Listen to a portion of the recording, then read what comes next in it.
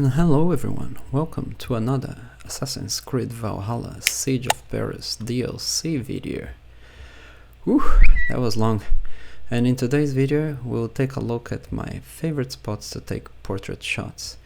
But just before we begin, a few essential tips to take portrait shots. Tip number 1, the best portrait shots I have seen are the ones that best manipulate lighting and the ratio. Lighting ratio is basically the difference between the shadow to the highlight side of the subject. And tip number 2, of course, it's the use of depth of field to eliminate any busy backgrounds or even parts of your subject that you don't want people to pay attention to. So without further ado, let's get started. So first up, we are heading to our settlement. This type of shot suits nighttime, as you can see, and we will use the fire to basically create some interesting highlights over Eivor's face and body.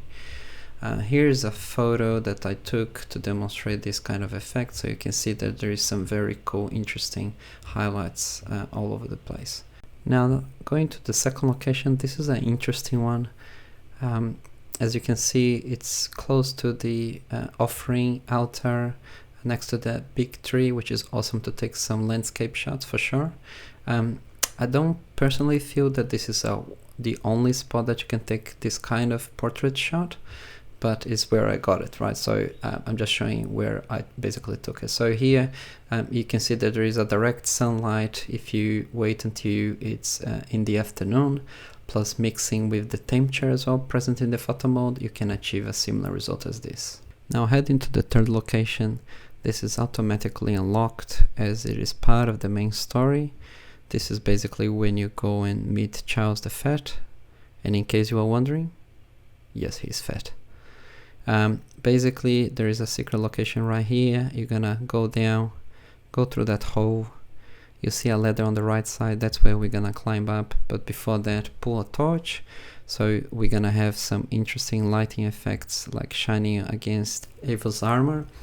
And if you, of course, I couldn't just stop to take the photo because I saw this chest that it had to be opened before I enter photo mode. But and I apologize because the first instance, as you can see, Eivor decided to close his eyes as well. So I'll just exit the photo mode and come back to it in 1, 2, 3, go. And here we go. And yeah, once you turn the vignette and the exposure, you're gonna get a similar result like that. Now heading to the last location on this video, and probably my favorite spot, the flooded slums. So here I'll show you 2 spots where you can get the perfect ray of light to create that atmospheric kind of portrait shot. So the first one is right in front of us. You can already see the ray of light coming through the trees.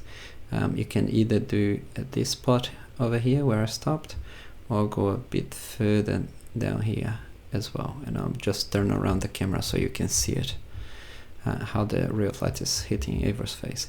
Now this is part of another mission as well that you're gonna find it automatically.